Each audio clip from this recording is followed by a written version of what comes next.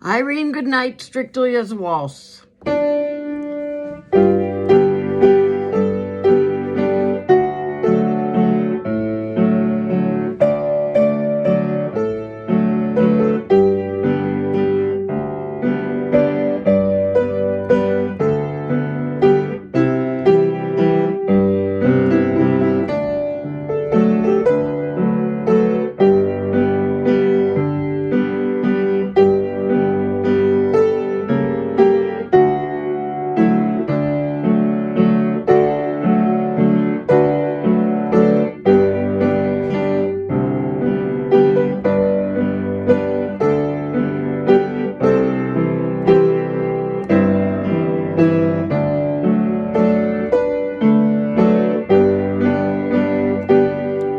Basically be just that. If you look at one place there's a B flat diminished, you might not waltz there. You might just play the chord.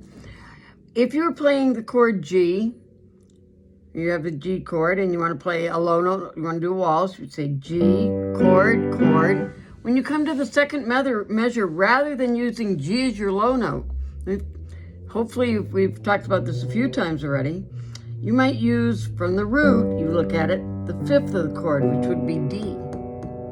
So I would say 1, 2, 3. So the beginning might say, and use D. Well, now we're in D. The fifth of D is A. So that would give it a little variety. In the end, though, you want to play this with more variety than that. And you want to think about things like, I might just use low note in the beginning. Then a chord. So I just use the notes of the chord.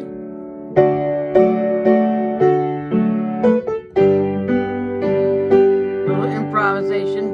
Back to waltz.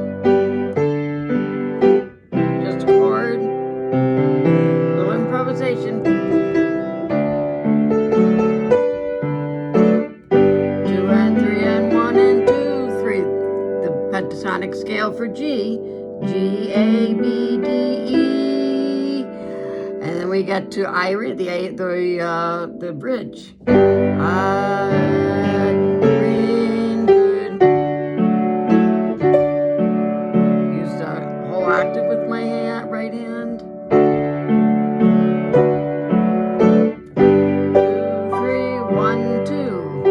1, 2, 3, 1, 2, 3, 2, 3, 1, 2, 3.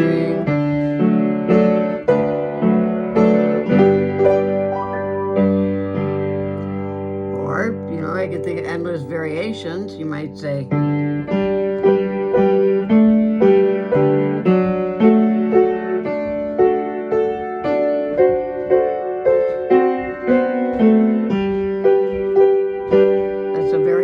you could bring your hand up higher. 1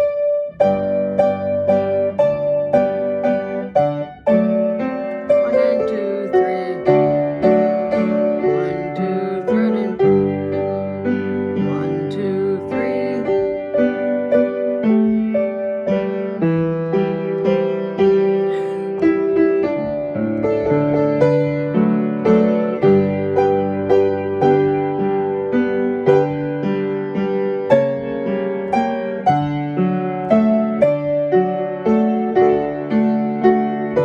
Now I'm playing it in 3 different places on the piano and trying to get them to match up and transition well together, which doesn't always happen and certainly requires practice.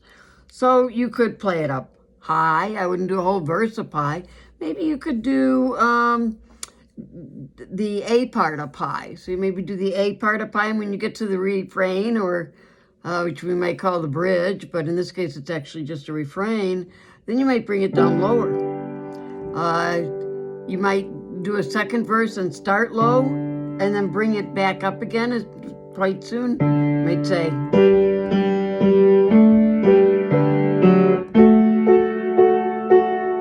then in the next line we're going to go back to 2.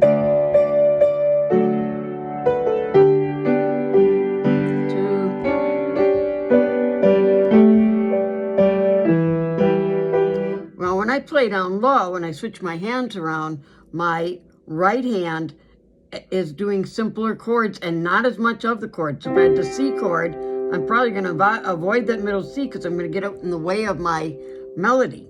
So I might play the C chord E and G, or I might say C and G, or maybe E, G, and C. So you're constantly bringing those chords up higher if you want to play that cross hand stuff where your melody then is lower and you're just chording with yourself up here. So I hope that gives you some ideas. You need to play with this. Watch those half notes get 2 beats. Dotted half note gets 3 beats. So you have to be aware of the counting in here all the time. And you should really be counting through the entire piece. So there you go. Have fun.